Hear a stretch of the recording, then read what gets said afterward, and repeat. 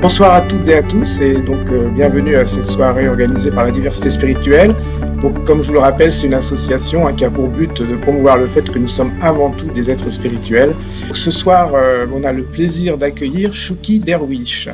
Donc Chouki est un sculpteur sur bois qui vit actuellement dans le nord de la France. Son atelier est à Roubaix. C'est un tiers-lieu dans lequel il fait de magnifiques sculptures. D'ailleurs, ces sculptures, vous pouvez les admirer sur son site internet. Donc à la fin de l'article qui le présente, il y a le lien vers le site et je vous invite vraiment à y aller. Alors rapidement, Chouki est français, il est né à Lille, mais ses deux parents algériens et son père est venu travailler dans les mines de charbon. Alors tu as fait un voyage en Algérie quand tu avais une quinzaine d'années et là tu voulais poursuivre ta scolarité en Algérie, mais c'était pas possible parce que l'arabe n'était pas ta langue natale. Et on t'a proposé à ce moment-là de faire des études de sculpture sur bois, d'obtenir un CAP de sculpture sur bois, et tu as accepté. Ça t'intéressait, disons, mais sans trop savoir, disons, dans quoi tu allais t'engager. Et pendant ces études de sculpture sur bois, tu as découvert, en fait, la calligraphie sculptée, en fait, tu as découvert la symbolique sacrée, tu as découvert aussi le magnifique travail de sculpture qu'on remarque dans certaines mosquées. Et voilà, et il y a eu un déclic qui s'est fait à ce moment-là. Et ça a commencé là, ta passion pour l'art sacré. Bon, ensuite, tu es revenu en France et tu t'es converti à l'islam à l'âge de 18 ans, avec une passion particulière pour le Coran que tu as étudié vraiment à fond. Il y a eu ce déclic d'intérêt pour tout ce qui concerne l'interreligieux. En fait, tu as très vite pensé que toutes les religions finalement avaient un énorme fond commun et prônaient des valeurs qui sont des valeurs universelles. Et c'est ça qui t'intéressait, c'est de trouver ce fond commun. Là, dans l'article, il y a cette fameuse citation Teilhard des Chardins que quand on monte, on converge tous vers le sommet. Tu as participé à différents cercles interreligieux dont l'association coexistait. Et puis tu continues à participer toujours à des expositions, alors des expositions de sculpture sur bois, des expositions d'art sacré, et finalement c'est le thème central de ton travail. À 40 ans, tu as fait le grand pèlerinage à la Mecque, et là ça a été pour toi une expérience spirituelle très très intense. Peut-être aussi que tu nous en dises un peu plus. Tu t'es senti vraiment proche de Dieu avec un abandon total de l'ego et le fait de ressentir que nous sommes tous finalement nous sommes tous des parcelles de Dieu. Voilà. Et donc aujourd'hui tu continues à œuvrer pour la diversité religieuse, pour la compréhension des religions à travers tes sculptures, à travers des expositions. Continue à participer à des associations qui promeuvent la diversité spirituelle, la diversité religieuse, et puis bien sûr tu continues ton travail de sculpteur, donc sur ton site tu exposes tu montres tes sculptures et tu rédiges aussi de la poésie, puisque dans ton livre qui est indiqué aussi à la suite de l'article, il y a des poèmes que tu as illustrés par des sculptures. Voilà, à toi Chouki. Merci à toi, merci à toute l'équipe de la diversité spirituelle de m'accueillir ce soir. Vraiment, j'en suis honoré. Alors, je suis effectivement sculpteur sur bois. J'ai eu la chance, donc je suis né à Lille, comme ça a été indiqué, en 1970. J'ai passé toute mon enfance dans le bassin minier, donc entre Lille et Lens. Où mes parents s'étaient mariés à la fin des années 60. Alors, jusqu'à l'âge de 15 ans, je vivais donc à Wagny et Libercourt, jusqu'à ce que mes parents et mon papa, après plus de 20 ans de mine, décident de concrétiser leur rêve de retour au pays, donc en Algérie. Et c'est grâce à ce voyage, finalement, donc moi, tout en étant l'aîné, j'avais 15 ans à l'époque, je suis le mouvement et j'y vis pendant 3 ans, donc dans la région dans l'ouest algérien, entre Oran et Tlemcen. Et c'est précisément à Tlemcen que j'ai suivi ma formation, mon CAP de sculpteur sur bois. Alors, comme je le dis assez souvent quand on m'interroge, effectivement, j'ai eu ce passage un petit peu où je ne pouvais pas intégrer l'école classique parce que j'étais déjà trop vieux et qu'on n'avait pas prévu d'accueillir des francophones uniquement et de les initier à l'arabe. Et donc, on m'a proposé gentiment comme ça de suivre ce CAP de sculpteur sur bois que j'ai donc découvert, ça m'est littéralement tombé dessus. que je perçois évidemment comme une destinée. Et ça a été tout de suite le coup de cœur. Donc les senteurs du bois, toute l'ambiance des arabesques, les entrelacs géométriques, un peu de calligraphie effectivement sculptée. Et ça a été mon premier contact avec un art sacré, celui de l'islam. Pendant cette formation, effectivement, j'ai été initié à cet art de l'islam. À la fois ça, c'est toute la beauté cristalline et tout le rapport, toute l'esthétique vraiment des arabesques et de tout ça, ça a été ma formation pendant près de 2 ans. Et à la suite de ça, donc pour mes 18 ans, évidemment, je reviens vivre au pays, en France, et c'était en région parisienne dans un premier temps. Et à mes 18 ans, comme ça a été rappelé, effectivement, je redécouvre finalement la religion que j'héritais, à savoir l'islam, à travers mes parents, en lisant pour la première fois le Coran en français, donc dans la langue que je comprenais. Et là, effectivement, ça a été telle une révélation, une meilleure compréhension de ce qu'était que cette religion en faisant ce cheminement, en faisant ce chemin de me réapproprier un peu beaucoup même, l'héritage de mes parents. Pendant ma formation de sculpteur sur bois, c'était uniquement de la pratique, c'est-à-dire qu'il n'y avait pas du tout d'apport sur le sens et la symbolique de ce que j'exprimais à travers en sculptant le bois. Et c'est au début des années 90 que je découvre l'œuvre de Titus Burckhardt. Et là, ça a été vraiment littéralement une révélation dans le sens où ce grand auteur, métaphysicien, qui a écrit de nombreux livres sur le sujet, m'a littéralement expliqué, donné les clés de compréhension qu'il y avait derrière l'art de l'islam. Je parlais d'arabesque, d'entrelacs géométriques, de géométrie sacrée. Tout ça, au départ, pendant ma formation, c'était uniquement manuel. Je ne savais pas qu'il y avait un sens ni symbolique, ni métaphysique.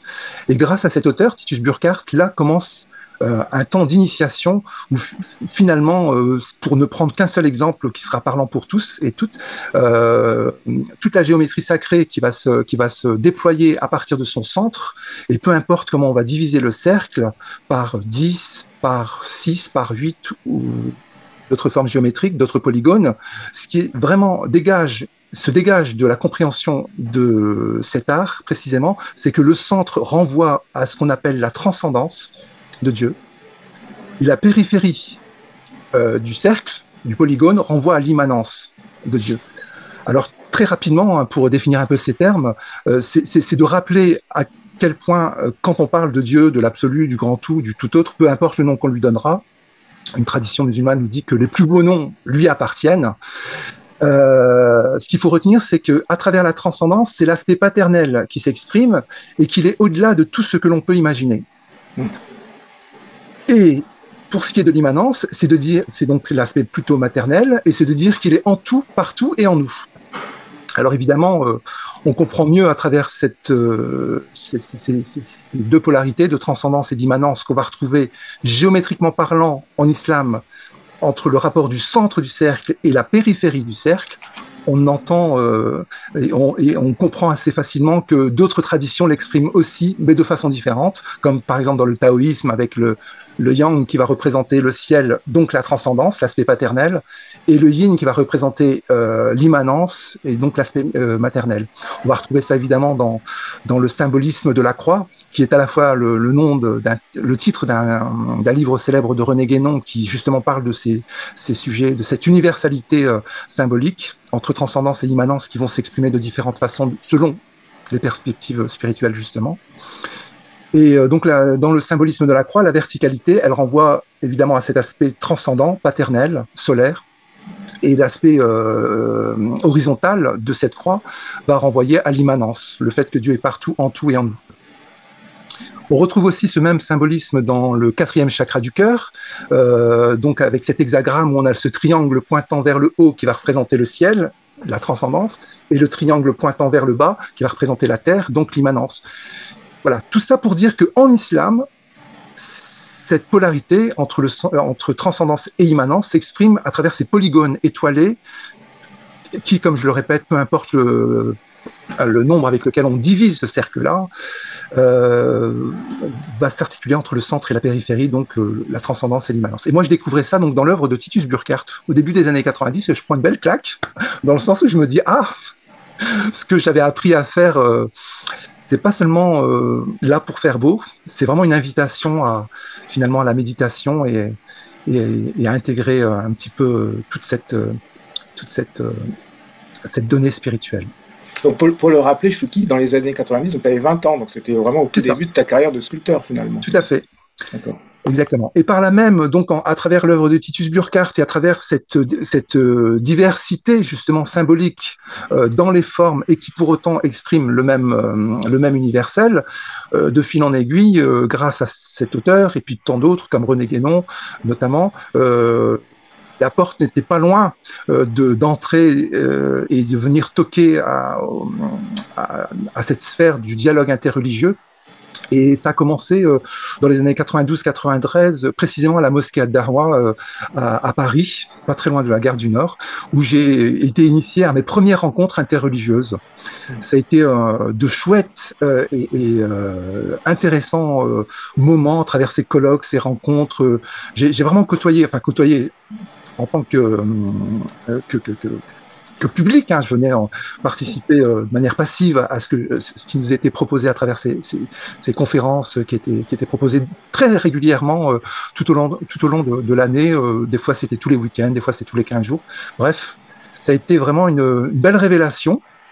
Et en 96, je reviens vivre dans le Nord, à Lille précisément, et là se poursuit justement ce travail et cet engagement dans le dialogue interreligieux avec notamment la Conférence mondiale des religions pour la paix à Lille, avec le centre spirituel du Haut-Mont aussi chez les jésuites, avec Coexister, avec plus récemment ensemble avec Marie ou encore avec les dominicains de Notre-Dame de la Chapelle à l'île-Five. Et c'est toutes ces petites initiatives qui continuent à nourrir finalement cette nécessité, cette curiosité. Tout ce que je sais, c'est que je ne sais rien. Donc ça nous met forcément par la force des choses en mouvement pour essayer d'en savoir un peu plus. Et toutes ces rencontres sont venues enrichir un petit peu ce travail où effectivement j'étais sculpteur depuis 1987 à travers cette formation, mais de fil en aiguille, j'ai commencé à puiser dans toutes les traditions spirituelles et religieuses à partir des textes et des symboles, des sagesses et des proverbes pour réaliser mes sculptures en rappelant et en mettant en avant ce qu'il y a d'universel au-delà de la diversité des formes. Alors, avant que tu continues à développer cette ouverture d'esprit qui t'a conduit à rencontrer ces différentes approches dans la diversité pour accéder à l'universel, est-ce que tu peux dire un mot de ce que ça a transformé en toi, dans ton comportement, dans tes émotions, dans tes rapports, dans la vie de tous les jours avec les autres? Eh bien, comment dire? Tout à l'heure, je parlais un peu de cette ignorance. Je vais essayer de répondre par une pirouette. Au début des années 90, on était à l'époque de la guerre du Golfe 1. Je me réappropriais la tradition de mes parents, l'islam, à travers la lecture dans le texte et en français du texte coranique. Et tout en cheminant, je m'aperçois à quel point cette nourriture spirituelle est à la fois précieuse, qu'elle m'invite à grandir vraiment intérieurement, et en même temps, ce qui m'est renvoyé par médias interposés, c'est pas joli. C'est pas du tout ce que je suis en train de vivre, et c'est même carrément que des préjugés, et j'en passe. Et je me dis, mais c'est pas possible, on vit pas sur la même planète, là. Ce à quoi je suis invité et ce à quoi on me renvoie médiatiquement, je suis pas du tout sur la même planète. Se pose à moi ce dilemme, où je vais vivre dans une caverne et je veux voir plus personne, ou alors j'entre en dialogue. Et finalement, c'est la deuxième voie que j'ai prise, tout naturellement. Et effectivement, quand Teilhard de Chardin disait que tout ce qui monte converge, je veux dire, ce qui est intégré par là même, c'est de comprendre que la sagesse, que l'amour inconditionnel, que la fraternité, que la compassion, par définition, c'est universel. Ça n'appartient ni à tel groupe humain, ni à tel autre. C'est au cœur, au sommet, et chacune peut, si elle le souhaite, il y a toujours ce libre arbitre qui est là, peut, si elle le souhaite, en être habité. Encore faut-il grimper la montagne. De quelque perspective qu'on soit, évidemment. Tout à fait. Donc on ne peut que se rejoindre. Pour plaisanter, je dis souvent, vous savez, la sagesse est universelle et malheureusement la bêtise aussi, et ça de quelques traditions qu'on soit. C'est vrai. Alors justement, Chouki, quand tu dis que au sommet on découvre l'amour universel, enfin que l'amour universel est au sommet, comme toi et que on doit grimper donc en quelque sorte pour le découvrir, quelles sont les pratiques toi que tu utilises pour renforcer cet amour universel?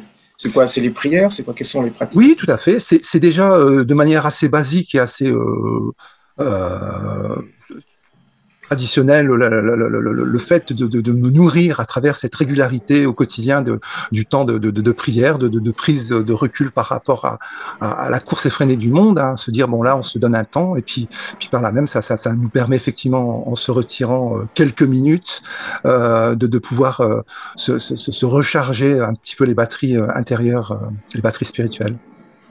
D'accord. Et est-ce que tu as un maître à l'époque ou un imam particulièrement brillant qui t'inspire? Enfin, comment ça se passe? Non, pas plus que ça. J'ai un petit peu côtoyé, comment dire, rencontré un peu effectivement les différentes perspectives, les différentes façons d'entrevoir un petit peu le phénomène religieux à travers l'islam.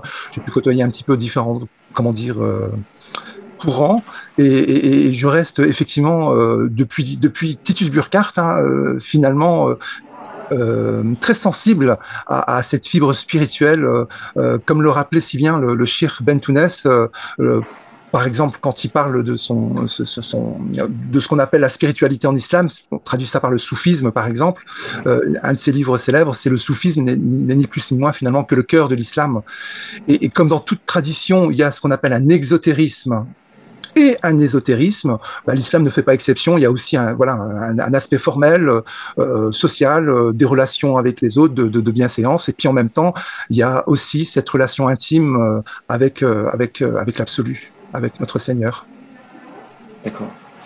Et est-ce que tu peux nous parler justement du pèlerinage, du grand pèlerinage que tu as fait à la Mecque à l'âge de 40 ans? Alors, ça a été une belle, à la fois une belle expérience et alors je raconterai un petit peu l'anecdote. J'étais pas prêt du tout à 40 ans de faire ce grand pèlerinage à la Mecque. Il a fallu qu'un an auparavant mon épouse fasse un certain rêve où elle me voyait là-bas. Et évidemment, comme vous le savez, de manière spirituelle, de manière générale, hein, les rêves sont porteurs de messages.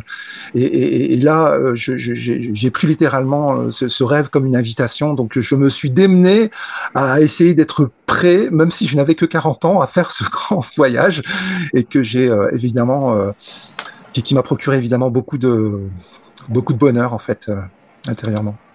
Et qu'est-ce que tu as découvert principalement là-bas que tu ne connaissais pas, que tu ne vivais pas? Ben, c'est cette communion effectivement des âmes, où on a cette foule immense où finalement on est comme autant de gouttelettes, pardon, de gouttelettes ou de gouttes dans l'océan qui à un moment donné auparavant on avait l'impression que c'était voilà, qu'il y avait c'est une image qui vaudra ce qu'elle vaudra, mais où on a l'impression que l'ego fait qu'on est séparé des autres et tout ça. Et puis finalement, dans ce bain de foule, on a l'impression vraiment d'être dans cette marée et de ne plus faire qu'un avec la communauté en prière. Non, c'est des moments très très très forts. D'accord. Et parce que juste pour nous le décrire, ça dure combien de temps? C'est plusieurs journées ou enfin, comment ça se passe concrètement? Alors c'était moi j'y suis allé pour une dizaine de jours, effectivement, avec vraiment le rituel concentré sur les 3-4 derniers jours. Est-ce que tu as pu vivre depuis, et par exemple aujourd'hui, est-ce que tu sais revivre ce même sentiment de communion là où tu vis aujourd'hui? Alors, question très intime aussi. Ah ben, ça fallait t'y attendre, hein. Ah là là. Bon, je vais répondre aussi par une pirouette alors. Je me souviens avec la CMRP, la Conférence mondiale des religions pour la paix, qu'on avait dessiné deux mains sur un format A3 où on avait mis cette formule ne fais pas à l'autre ce que tu ne voudrais pas qu'on te fasse et aime ton prochain comme toi-même. Alors, on avait inscrit cette formule en 10 propositions, donc avec les mots de la tradition juive, avec les mots de la tradition chrétienne, musulmane, hindoue, taoïste. On avait 10 propositions pour rappeler à quel point cette formule qui est un peu galvaudée, malheureusement, qui est très connue et tout ça, n'en demeure pas moins très universelle et très et partagée par toutes les communautés spirituelles. Qu'est-ce que ça veut dire? Ça veut dire qu'effectivement, à un moment donné, dans notre cheminement, c'est un passage un peu, c'est une invitation qui nous est faite du haut de sept cieux, pour comprendre que la séparation d'avec l'autre n'est qu'une illusion, et que l'autre c'est moi et que moi je suis l'autre, et que par là même, à un moment donné, effectivement, on peut, comment dire, apprécier, même si c'est dans un premier temps théoriquement, à travers les lectures et tout ça, mais au moins être dans cette prédisposition de se dire que c'est un chemin possible. Alors, ce ne sont pas des moments qui vont perdurer tout au long de la journée, mais on peut contacter ça quand, à un moment donné, on en ressent l'appel intérieur. Et ça, ce contact, tu le fais dans la prière ou ça vient n'importe quand dans la journée? Ça peut venir oui, tout à fait, que ce soit pendant la prière ou en dehors de la prière, à des moments où on se sent... En islam, effectivement, la formule consacrée, c'est le tawhid, c'est l'unité. Il y a une expression arabe où on parle de wahdatul wujud, d'unicité de l'être, ce qui va renvoyer à ce qu'on a dans la tradition hindoue, à travers ce qu'on appelle l'Advaita Vedanta, la non-dualité. Et cette non-dualité, c'est qu'à un moment donné, effectivement, dans un premier temps du cheminement, il y a cet ego qui donne cette impression, cette illusion que nous sommes séparés d'avec le reste du monde. Et puis que, chemin faisant, ce mental construit un peu des murs autour de lui, de séparation, de tout ça, tout ce qu'on connaît. Et dans le cheminement spirituel, plus on avance et plus on s'aperçoit que tout ça n'est évidemment qu'une illusion qui est projetée, et que le but, c'est d'annihiler tout ça, d'annihiler cet ego pour finalement se fondre dans le fait que la séparation n'est là que comme une illusion, et que nous sommes tous interconnectés. Mais Chouki, on peut être interconnecté tout en gardant son individualité. C'est ça que c'est pour essayer de bien comprendre. Tout à fait. C'est pas incompatible. Non, c'est pas incompatible. Mais disons que la goutte qui, à un moment donné, peut être un petit peu en dehors de ce sentiment océanique, de cette maison mère, de cet océan, à un moment donné, quand elle réintègre ce grand tout, finalement, elle se retrouve dans cette sakina pour le terme arabe, ou shekina pour le terme hébreu, cet apaisement divin, finalement, où on est de retour. Il y a un très beau verset où il est dit n'est-ce pas que les cœurs s'apaisent au souvenir de Dieu? Et c'est vraiment un peu dans la démarche spirituelle de l'islam, un peu l'orientation et comment dire, le chemin à parcourir, où finalement, en se défaisant de toute de ce qu'on appelle toutes les idoles qui viennent un petit peu encombrer et habiter un temps notre cœur, de quelque forme qu'elles soient, ces idoles, à un moment donné, ce travail de purification fait qu'on peut redonner à notre cœur sa place entière en tant que réceptacle de l'absolu, et par là même réaliser cet apaisement divin. D'accord. Alors Chouki, j'ai cru comprendre que ton épouse, comme elle avait rêvé que tu allais faire le grand pèlerinage, je suppose qu'elle est musulmane aussi. Oui, tout à fait. Et donc tu as des enfants? Oui, nous avons 4 enfants. 4 enfants, d'accord. Et ils sont tous musulmans? Alors, c'est une question qu'il faudra leur poser. La grande a 25 ans. Et alors, je vais citer leurs prénoms parce que symboliquement, si vous voulez, pour vous dire à quel point tout notre parcours a été marqué par cette aventure de la nécessité du dialogue. La grande s'appelle Séphora.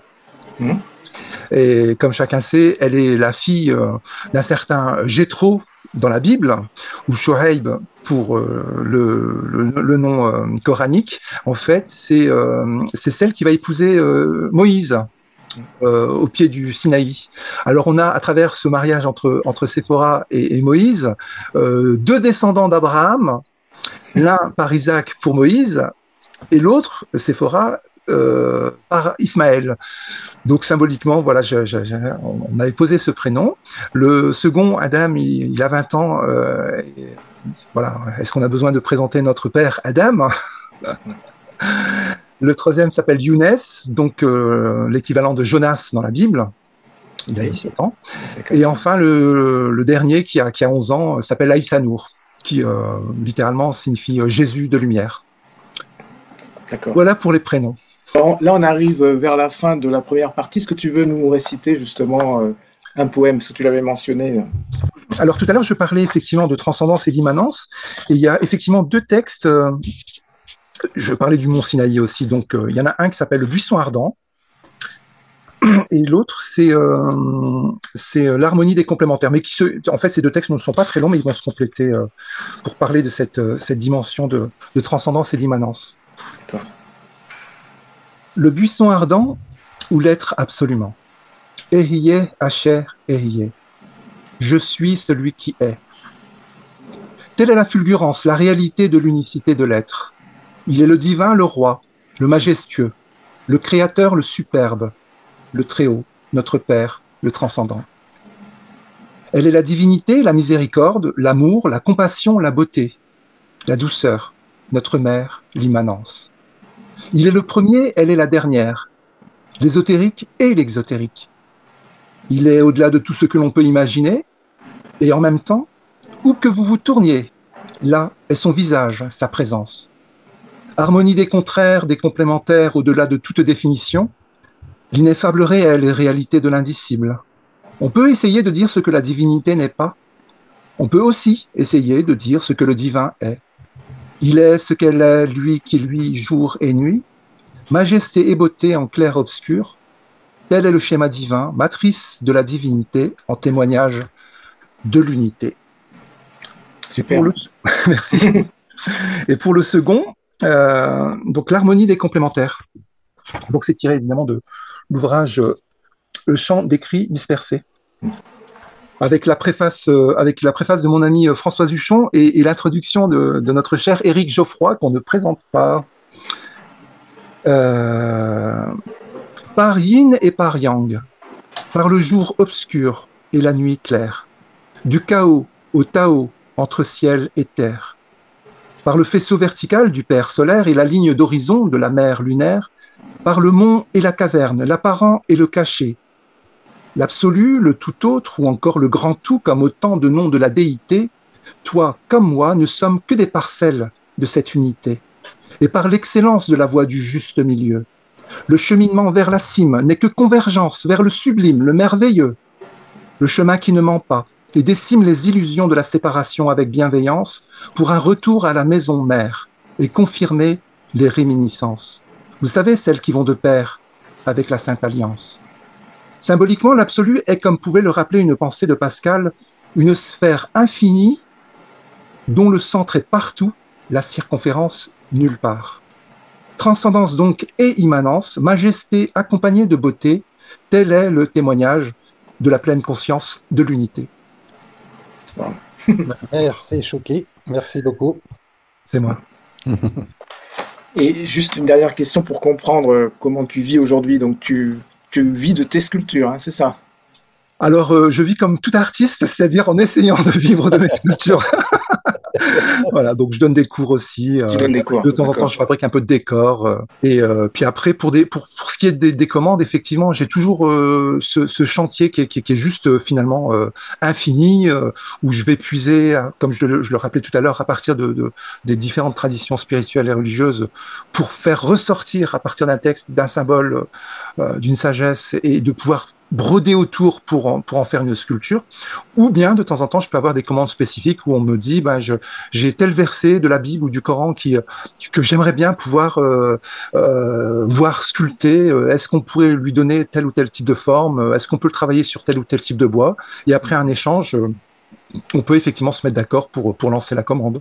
D'accord, donc ça t'est arrivé d'avoir des commandes de religion, par exemple de religion juive ou chrétienne? Alors, très bonne question. Il y a quelques années de ça, d'ailleurs en compagnie de notre cher Homero Marangiou, je participais à l'émission du dimanche matin pour présenter mon travail. Et à la suite de ça, donc comme je présentais aussi mon premier livre qui s'appelle le Sacré comme inspiration. Donc c'était plus un ouvrage illustré de mes travaux en donnant quelques explications sur les sources scripturaires qui m'avaient servi pour faire telle ou telle sculpture. Donc à la suite de ce passage à la télé, j'ai eu un contact comment on appelle ça, du musée de la mémoire juive à Béziers, qui m'ont d'abord commandé l'ouvrage. Et puis ensuite, très timidement, m'ont dit, on a vu qu'il y avait les 10 commandements que vous aviez sculptés en hébreu. Est-ce que c'est encore disponible? Je dis, bah oui, je les ai encore. Donc, j'aurais fait ce premier envoi.